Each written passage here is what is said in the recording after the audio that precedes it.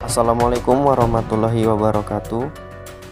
Perkenalkan, nama saya Ibnu Khalid Syaukani, NIM 21000300071 dari kelas B Prodi Ilmu Komunikasi.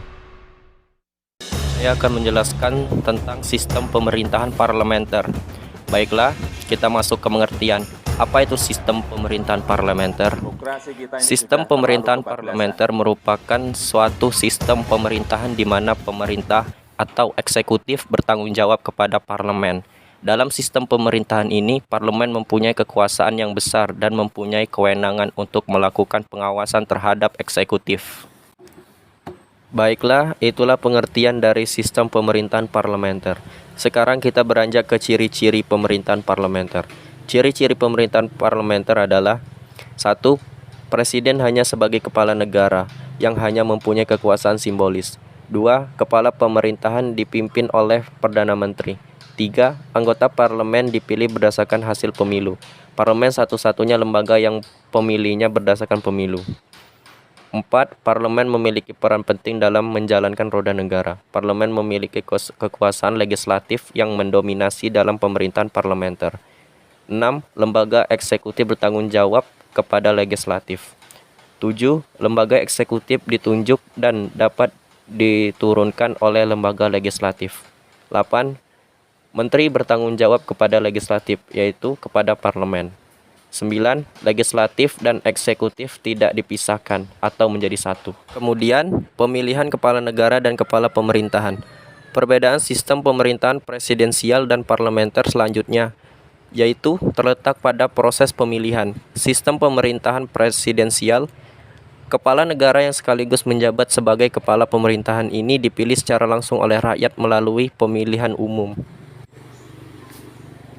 Sementara itu, dalam sistem pemerintahan parlementer, Perdana Menteri dipilih oleh parlemen melalui penunjukan secara langsung untuk menjalankan fungsi eksekutif.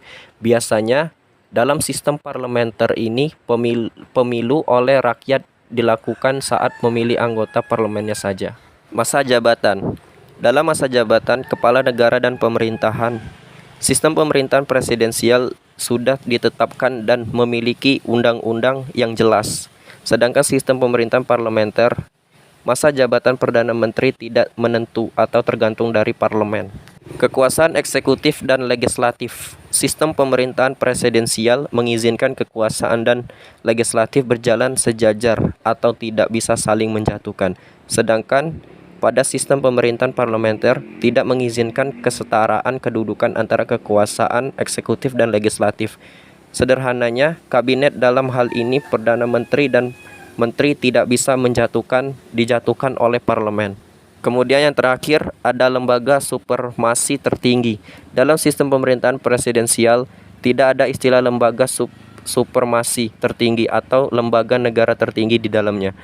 Meski begitu, ada supremasi konstitusi di mana kedaulatan rakyat sangat dijunjung tinggi, sehingga antar lembaga negara bisa saling mengawasi untuk menghindari penyalahgunaan wewenang.